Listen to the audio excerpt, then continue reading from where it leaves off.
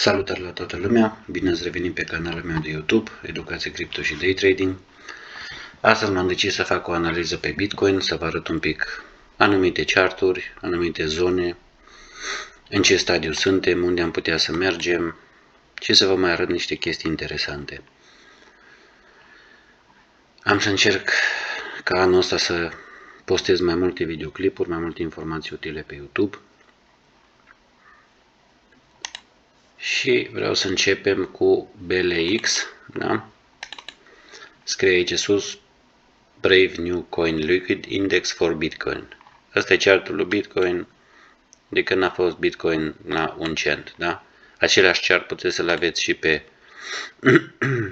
Bitcoin Index, da? Care și pe acesta îl folosesc. O să revenim și aici puțin mai târziu. Folosesc mai multe charturi pentru că folosesc diferite analize, da? Chiar și pe Bitcoin am diferite analize. Și atunci, ca să nu mi umplu chartul prea tare, am decis să folosesc mai multe charturi. De exemplu, cum vedeți pe BLX, din 2011, ce jos scrie, din 2011 când a fost primul spike în sus, da, primul bull market, am început să trasez linii și să fac legături cu celelalte picuri și cu celelalte bull run-uri. Și după cum vedeți, sunt foarte, foarte bune și foarte, vedeți, aici a avut rezistență, aici a avut suport, aici a avut iară suport, la fel aici când a urcat a avut rezistență. De exemplu, asta când am tras-o cu asta, aici nu știam, da? Dar după ce l-a respins în jos și am unit de acolo, deja am știut că linia asta continuă mă va ajuta după aia, la fel, ca și rezistență și suport, da? Vedem, l-a respins în jos, a căzut exact pe cealaltă care a fost format din bull marketul din 2017. Vedeți, exact pe el a căzut, l-a luat suport și a plecat mai departe.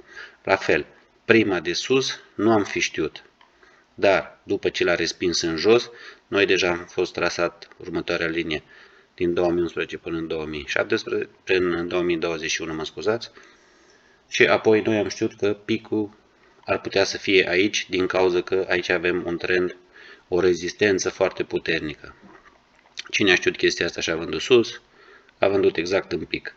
La fel, a fost respins în jos, a căzut exact pe suportul anterior. Și tot așa va merge. Dacă el va cădea mai mult, va cădea pe următorul suport. Dacă ăsta îl respinge, va merge încoace. Dacă nu respinge, va merge jos, pentru că el asta face. Testează suporturi și rezistențe. Bun, să nu lungim prea tare ce vreau să vă mai arăt. Vreau să vă mai arăt o chestie cu Fibonacci Cycles, ca să nu îngreunesc prea tare chartul. Voi încerca să trec pe... îl voi șterge, da? Hai să facem așa, șterg tot și trecem pe logaritmic, ca să avem o... Aici închidem, să avem o... Așa. Și ce facem? Venim și vedem de unde v-am zis eu că am tras liniile din 2011. Tragem un... Deci picul acesta, da, bull marketul ăsta nu aveam de unde să știm. Dar de aici începând în sus, o să vă arăt o chestie cât de bine face sens și cum s-au schimbat lucrurile între timp. Avem aici magnetul pornit, tragem de sus și până jos unde a fost. Da.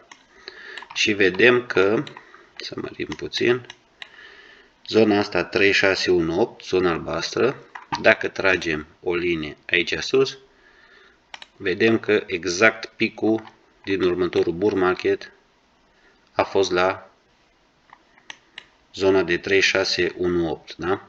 Exact aici. Bun, lăsăm pe acesta deoparte, am avut bull marketul, am avut bear marketul, facem același lucru aici. Venim, încă o dată luăm Fibonacci Cycles, îl tragem din vârful cel mai de sus și până în partea cel mai de jos.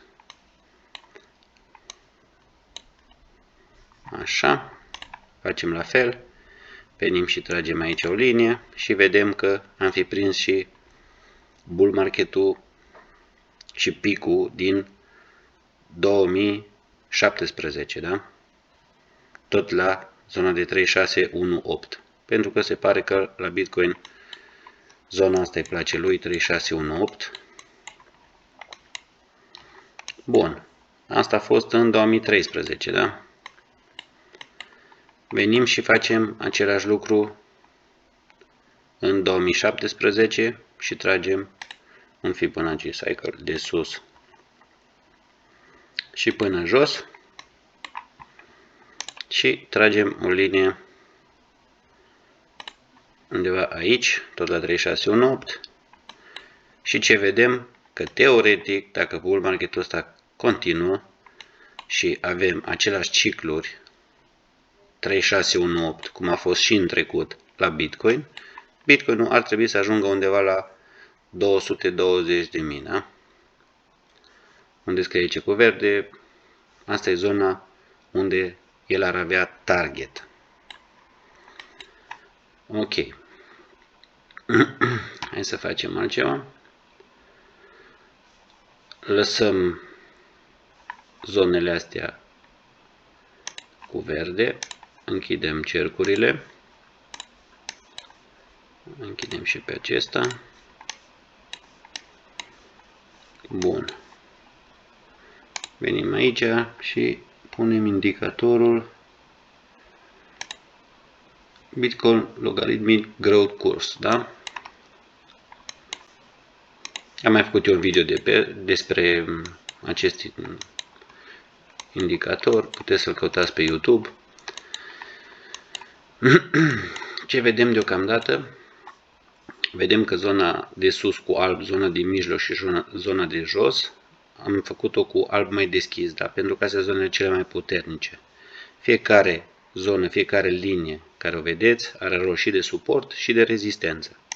Vedem foarte bine cum a căzut, a urcat, l-a respins de la zona asta, a coborât pe asta, l-a luat suport, a plecat iar n-a reușit să ia suport zona asta groasă, zona asta de mijloc, iar l-a respins înapoi. Aici a avut cealaltă zonă, rezistență, rezistență, rezistență, până a căzut, da? Suntem acum aproape de cealaltă zonă, de zona de linia aceasta, da? Aici iar va avea un suport Bitcoin, în caz că o să cadă până acolo. El acum este chiar pe un suport, o să vă arăt și pe chartul celălalt. Ce vreau să vă arăt repede, ce se poate întâmpla dacă ne-am luat după linia verde de 220.000, da? Bitcoinul ar trebui să crească de aici undeva foarte, foarte în sus ca să ajungă la zona asta.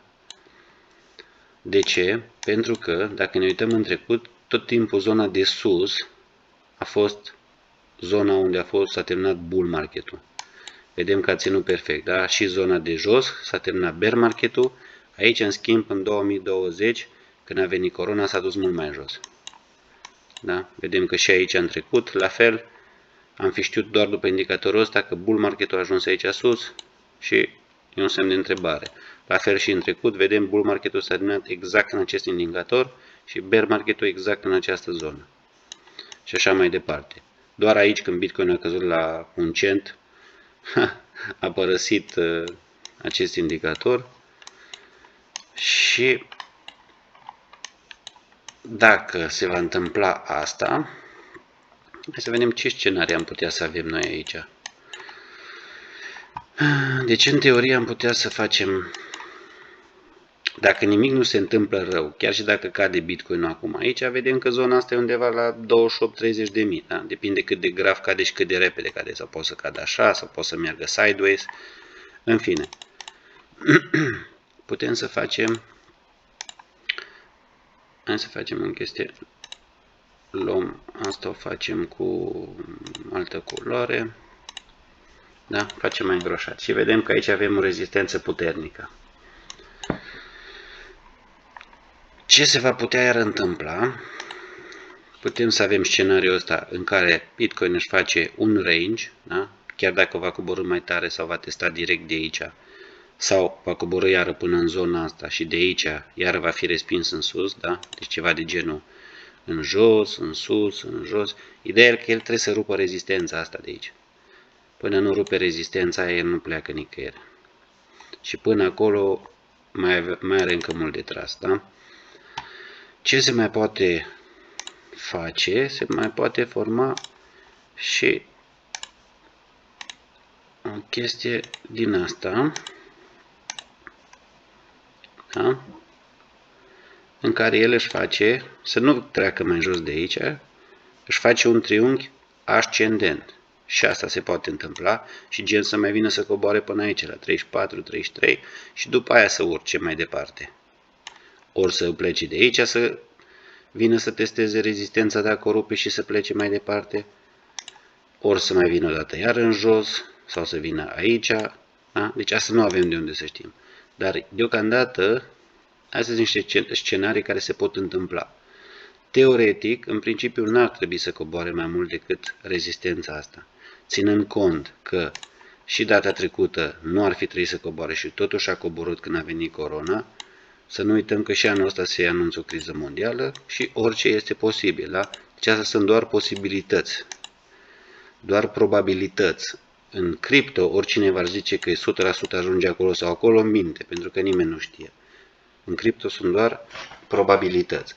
Și atunci, ori facem un range aici și va mai coborâ iar în zona asta de 30, da?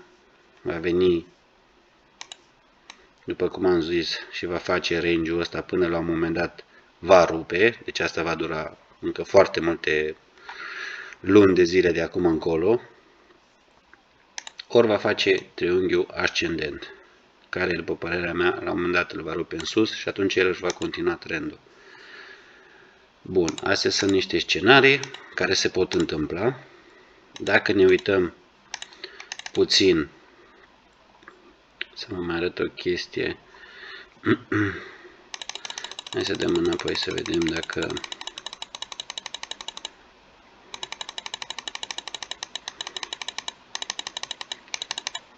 mai ajungem la partea cealaltă unde am fost.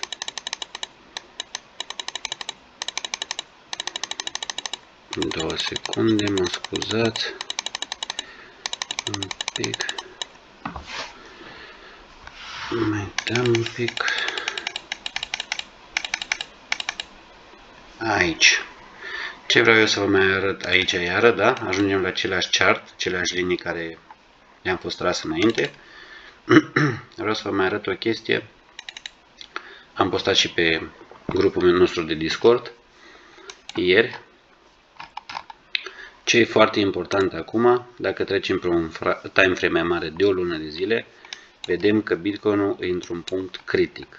Pentru mine, părerea mea, asta e luna când Bitcoin va decide dacă merge mult mai jos și intrăm într-un bear market sau de aici se va respinge și linia albastră o ia în sus. Dacă ne uităm puțin în trecut, am notat aici, suntem în ianuarie 2022, vedem că în iunie 2028 a făcut același lucru, da? Iunie 2018, mă scuzați. S-a intersectat, am intrat în bear market. La fel, dacă ne uităm puțin mai în spate, da? Vedem același lucru. După ce s-a intersectat, următoarea lună a început cu roșu și a început 1, 2, 3, 4, 5, 6 cu roșu, după care celelalte încet, încet a început să se mai revină. Deci, dacă ne luăm după trecut, niciodată nu putem fi siguri că doar așa se va întâmpla ca în trecut. Vedem că și aici, după ce a ajuns în zona asta, da, după ce a avut corecții câteva luni de zile, dar și aici a avut 1, 2, 3, 4, 5, 6, 7 luni, chiar și aici zona asta a încercat să urce, iar a fost puțin respins, iar a încercat să urce și de când am început aici cu verde, a urcat în continuu. Deci, de asta vă zic, fiți atenți, că luna asta, părerea mea, se va decide soarta. După cum am spus, sunt doar niște probabilități, orice se poate întâmpla în cripto, da? Dar trebuie să fim foarte atenți. Și trebuie să ne uităm de multe ori și pe time frame-uri mai mari, nu doar pe zile sau 4 ore sau așa. Pe time frame-uri mai mici ne putem uita când facem day trading sau analizăm ceva pe o porțiune mai mică. În rest trebuie să ne uităm și pe time frame-uri mai mari. Bun, am zis să vă arăt și chestia asta. Vedem că și pe time frame de o lună, deocamdată nu arată bine Bitcoin-ul, iar a fost intersectat și a căzut mai tare și deocamdată încă este bearish, ceea ce nu arată prea bine pe time frame de o lună. Ce mai putem vedea? Îi aici să trecem pe un time frame mai mic de o săptămână și vedeți că am trasat niște linii de trend care la fel și pe RSI au cum este linia roșie este trasă ca rezistență și linia de jos verde este trasă ca suport. La fel și cealaltă linie de jos, în caz că asta o va rupe și vrea să se ducă chiar foarte în jos, s-ar putea ca linia asta să fie următorul suport. Da? Vedem și aici a căzut în 2015, aici a căzut în 2018. Da? Vedem. Deocamdată, părerea mea este că dacă Bitcoin va ajunge aici, aici se poate să aibă un bounce. Aia nu înseamnă că trebuie să urce iară neapărat până sus, dar s-ar putea să vedem un bounce sau chiar să-și reia trendul ascendent. Dacă se va vinde foarte mult, este posibil ca să o rupă și să coborâm la următoarea zonă. Vedem că și aici pe partea de sus a avut rezistență, a rupt rezistența asta, da? După care a urcat, a coborât, a luat un suport, a mai avut un bounce, a coborât. Da? Dacă vedeți, după ce Bitcoin a rupt rezistența asta, hai să tragem o linie să vedem după ce a rupt rezistența ce s-a întâmplat exact din punctul ăsta. Vedeți foarte clar că ați fi prins tot bull market-ul ăsta de la 10.000 în sus, da? După ce el și-a rupt triunghiul, după ce și-a rupt rezistența pe RSI. Dacă ne uităm, haideți să vă arăt un pic pe, cred că pe index am desenat partea cealaltă, da, dacă vedem pe index, a avut acest tipar în 2017, după ce l-a rupt, a plecat, da? A venit, a coborât și a plecat. Aici, ce puteți vedea pe acest chart, sunt niște zone puternice, da? Niște zone unde tot timpul prețul a fost respins. La fel și aici, după cum se vede, da? Rezistență, suport, rezistență, suport și așa mai departe. Și aici la fel, da? L-a rupt, l-a respins din rezistența asta, a coborât pe suport și vedeți, nu? De ce am tras linia asta verde aici? Ca să înțelegeți, vedem că dacă ne uităm pe tot chartul Bitcoin, da, de pe index, am tras la fel un Fibonacci din cel mai mic punct și până în cel mai înalt punct. Pentru că mă interesează să văd zone de retracement, da? Deci un Fibonacci retracement. Și vedem că exact aici în zona asta avem 6.1.8 și 6.5, zona crepusculară, cum îi mai spun eu în trading. Deci eu mă aștept că dacă Bitcoin va cădea până în zona asta, de aici să fac un bounce foarte mare. Nu mă aștept să cadă în cap sau să cadă mai mult de zona asta. Asta e doar părerea mea. Ținând cont că și aici în jos are foarte multe imbalanțe, da? Dacă ne uităm și pe time frame de o lună, are niște imbalanțe foarte mari. Dacă va coborî până aici să le rezolve și să adune lichiditate din zonele astea sau nu, nu avem de unde să știm. Dar sunt sigur că dacă Bitcoin o să ajungă aici în zona asta, va avea un bounce. Cel puțin așa se întâmplă de obicei. Sigur, nu e nimic în cripto, cum am mai zis. Deci, avem zonele de rezistență și suport, avem Fibonacci, da? Vedem că și aici, unde e el acum, avem 0,382, care e o zonă foarte puternică, mai ales pe time frame mare, de weekly, de daily, Fibonacci e foarte puternic și fiecare zonă are rol de suport sau de rezistență. 0,382, vedem cum l-a respins, când a căzut data trecută, l-a respins direct în sus și acum este tot în zona asta. De aici, multă lume se așteaptă ca acum el să facă un bounce în sus. Dacă ne întoarcem înapoi pe BLX,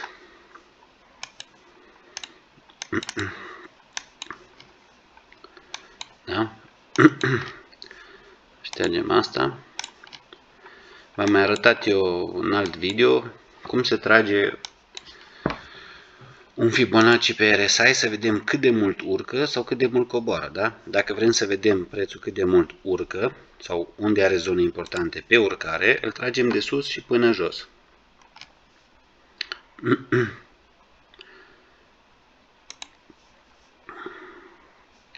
Și vedem că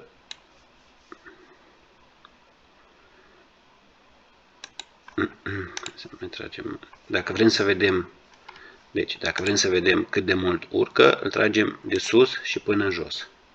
Și așa aflăm, vedeți, Bitcoin a ajuns exact la zona crepusculară, cum îi spun eu, pe weekly și a fost respins în jos.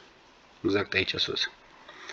Dacă vrem să vedem cât coboară, îl tragem de jos în sus. De la zona de 30 până la zona de 70. Venim frumos și îl tragem de la 30 până la 70. Dacă vreți să-l faceți exact, puteți să veniți la coordonate și să-l faceți exact 30 cu 70. Și atunci știți că e exact. Ce vedem în zona asta? Vedem că de data aceasta Bitcoin-ul iar a coborât puțin mai mult și n-a mai fost respins. Vedem că în trecut tot timpul a avut respingeri la zona asta. Da? Uitați-vă aici în partea asta cât a stat pe zona asta crepusculară. A fost foarte greu. Și când n-a mai reușit să stea, a căzut. S-a dus până în partea de jos. La fel, aici când a căzut mai tare, a venit, da? Hai să ne uităm, a venit, a respins 6.5, mă scuzați, a căzut iară, a respins 6.1, a luat 6.5 de suport și a plecat. După care, la fel, nu a avut suport aici, s-a dus direct până jos când a fost crash-ul ăla. Și acum, ce nu-mi place mie iară, este că el a trecut iară de zona crepusculară pe weekly. Dacă ne uităm pe un time frame monthly, da? Deci liniile astea care le vedeți aici sunt lăsate de pe weekly, ele rămân, ele nu dispar când noi schimbăm time frame-ul, pentru cine nu știe. Sunt de aceleași linii. Ce vreau să vă arăt iară pe monthly, unde Bitcoin ar putea să aibă iar un bounce, dar nu este sigur, este exact aici. În zona asta unde e el acum. Să o tragem exact. O facem, nu ne trebuie prelungită și o facem cu verde, da? Pentru că e o zonă de suport aici. Deci aici în zona asta s-ar putea să vedem o respingere. Nu este neapărat, da? Deci poate, dacă nu are suficient suport aici, poate scade și mai mult. Dar, ținând cont că aici avem și zona 382, o zonă puternică și avem și suportul de jos, s-ar putea să vedem un bounce din zona asta, da? La fel, sunt doar niște presupuneri, pentru că nimic nu e sigur. Ok, am văzut și partea asta. Ce să vă mai arăt? Vreau să vă mai arăt o chestie ce mi se pare mie interesantă. Am tras astăzi un canal pe Bitcoin, da? Mie mi se pare că încet încet își formează un canal. Vedem, aici a fost răspuns de rezistența asta.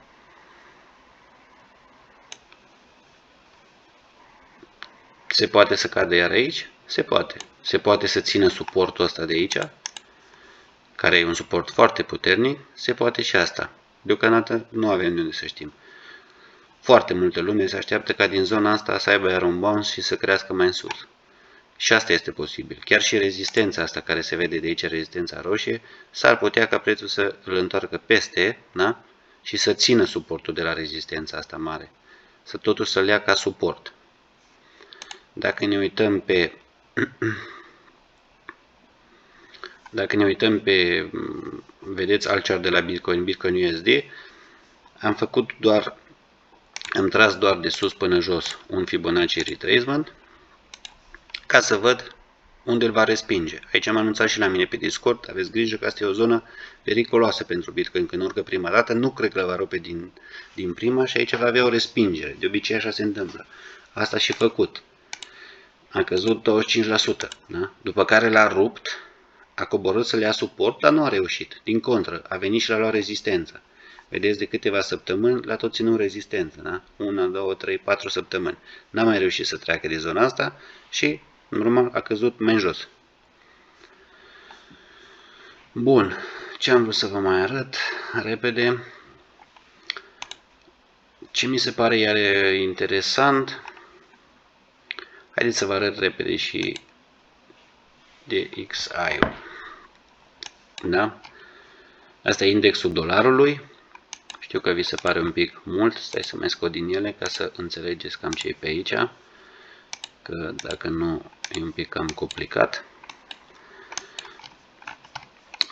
Trecem un time frame daily să se vadă mai bine, da? Deci vedem că are niște zone de range, adică niște zone unde merge sideways, într-o parte, da? Zone de acumulare.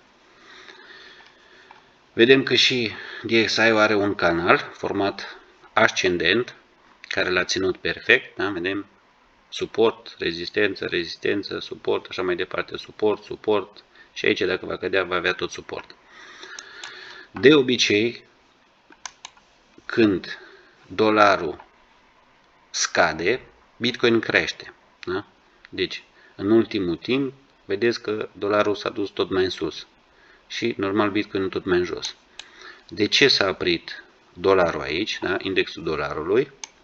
O să vă arăt acum.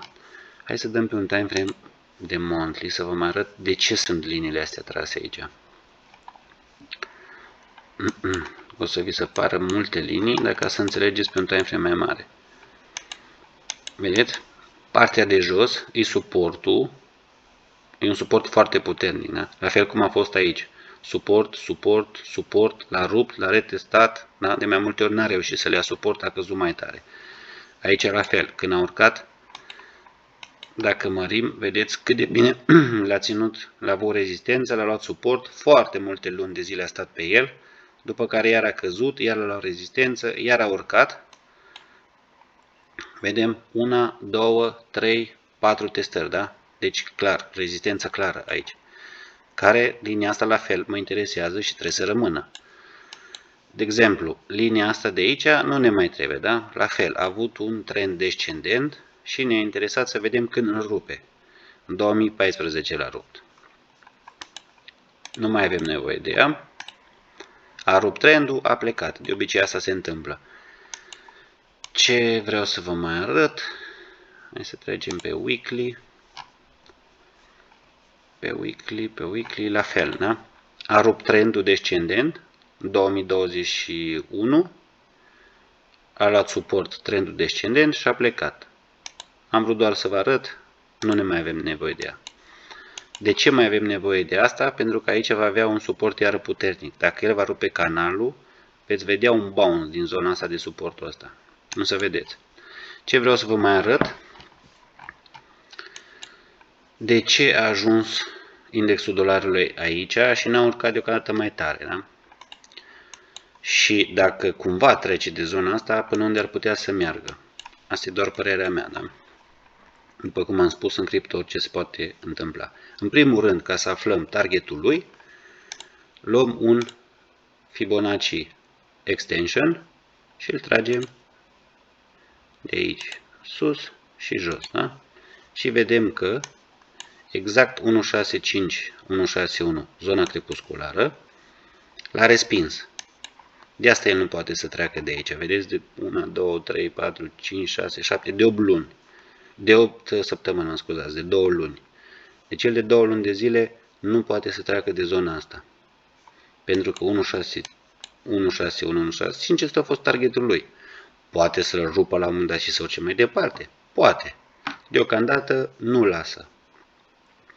Ok, dacă ăsta l-ar rupe, să zicem, și vrea să urce mai departe, până unde s-ar putea duce. Și atunci ce facem? Venim și luăm un Fibonacci retracement din zona asta și până în zona asta, da? Deci din punctul cel mai de sus până în punctul cel mai de jos. Și vedem că dacă el ar rupe zona asta, exact aici ar avea zona crepusculară 065-0618, unde sunt sigur că va fi respins, în caz că el mai urcă acolo. Cel puțin un bounce mare o să aibă în jos de la zona asta. Hai să scoatem cea cu 1.6 să nu fie să se vadă mai bine. Da? Deci dacă el va veni aici și va trece de zona asta de 161, ce se va întâmpla? Va avea un bounce aici în zona asta. De ce? Pentru că aici va avea 065, 0618. Ce mai are aici? Mai are rezistența mare, roșie, și are și mijlocul de la canal, da? Dacă cumva vine acum încoace. Deci șansele sunt destul de mici să treacă prin el și să urce până la infinit. Am zis că vreau să vă arăt și chestia asta. Orice e posibil, repet, orice e posibil în cripto, deocamdată îl ține aici. Ținând cont că este un triunghi, că este un canal, mă scuzați, ascendent, la un moment dat îl va rupe în jos. Când? Nu se știe. Asta vom vedea mai departe ce se întâmplă. Ok, nu știu dacă am vrut să vă mai arăt ceva. Deci asta vi l-am arătat, da? Să sperăm că îl întoarce înapoi și va ține și rezistența asta o va lua ca suport. Să sperăm că nu va merge mai în jos. Dacă merge mai în jos, eu mă aștept ca de aici iar să aibă un bounce mare. Chiar și pe chartul ăsta, dacă punem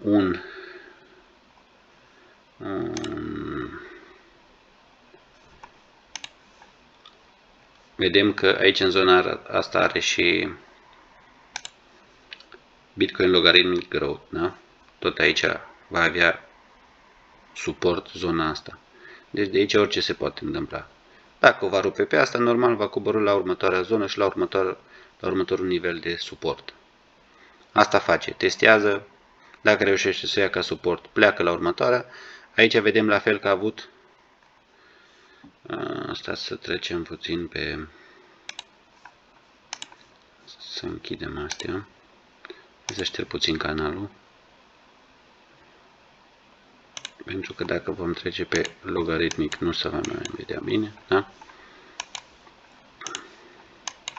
Deci vedem că aici are suportul care va veni de jos.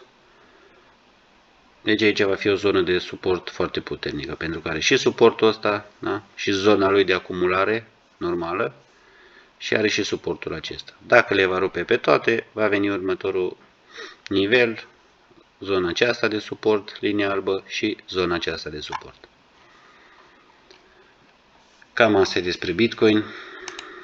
Vedem ce vrea să facă mai departe. Da? Pe weekly îi jos, are loc să urce, dar asta nu înseamnă, chiar m-a întrebat cineva dacă de aici pot să mai coboare sau pot să stea. Pot să stea și pot să mai coboare încă foarte mult timp. Da? Deci el pot să stea în zona asta. Uitați exact exemplul ăsta. Da? Hai să ne uităm puțin pe chart, ca să înțelegeți. Deci, pe stochastic RSI, da, era deja foarte jos, dar noi de fapt eram în pic, la 61-65 de mii și el deja era foarte jos. Vedeți, de acolo a coborât până la 29 de mii. Deci a stat foarte mult timp aici în zona asta de jos și a coborât foarte mult timp. De asta nu putem să ne luăm doar după stocastic sau după alți indicatori. Deci trebuie să aveți mare grijă, da? Pe weekly, Bitcoin deocamdată nu arată bine, dar vedem dacă avem de aici un bounce. Toată lumea asta speră. Vedem că, să vă mai arăt ceva, indicatorul asta RSI Divergence, iar e un indicator foarte bun, ne arată deja de aici că e cu roșu și că da, de când a început să fie cu roșu, vedem că Bitcoin-ul tot în cădere. Pe un time frame mare, vedeți, iar am pus-o pe aia. La fel, când a început să fie cu roșu, cădere, da? După care a început să fie cu verde, când a început verdele de aici din zona asta, vedem că a început să urce. E un indicator foarte bun care pe mine mă ajută. Îl găsiți și la indicatori aici sus. Îl căutați. Ok, ce să vă mai arăt? Deocamdată trendul e bearish, da? Și putem să ne dăm seama foarte ușor. Doar dacă venim și schimbăm pe luminările japoneze, vedem că deocamdată trendul e bearish, da? Vedem, asta e trend bullish, tot cu verde, iar în corecție, trend bullish, bearish și așa mai departe, da? Asta vă ajută să vedeți mult mai bine cam cum e trendul. Dacă e bullish, e tot cu verde, cu albastru, cu ce culori îl faceți voi și dacă nu, e trend descendent, ascendent și așa mai departe. Vedeți și în trecut, da? Trend ascendent, trend descendent. Ascendent, descendent, ascendent. Asta vă ajută să aveți dacă ne uităm chiar și pe daily, vedem că inclusiv pe daily încă suntem în trend descendent, încă nu se schimbă nimic, încă nu apar lumânări albastre să vedem o schimbare de trend. Dar vedem. Ce mai vreau să vă arăt? Să ne uităm pe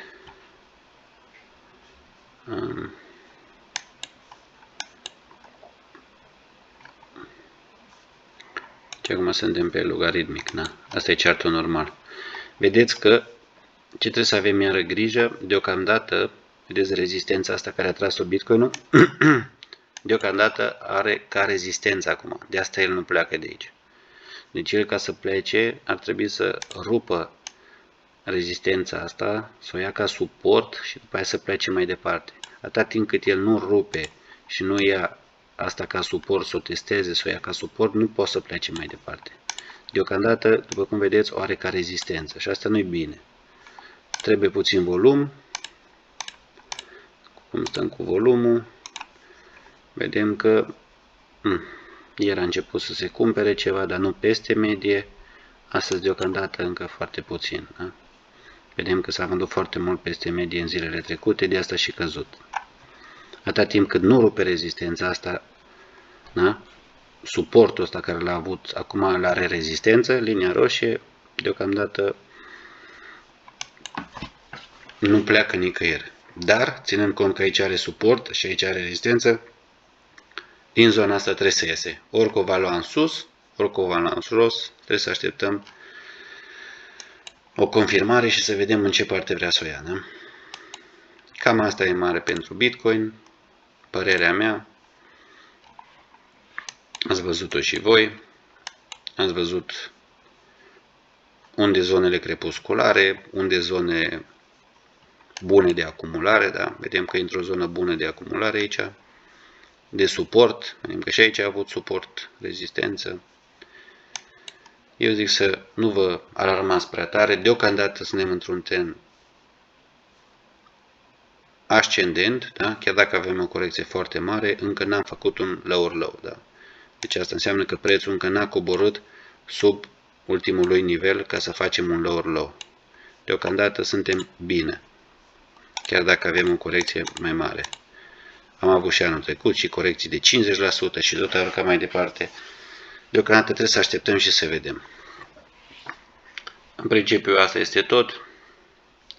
Vă doresc o seară plăcută și numai bine pe data viitoare. La revedere!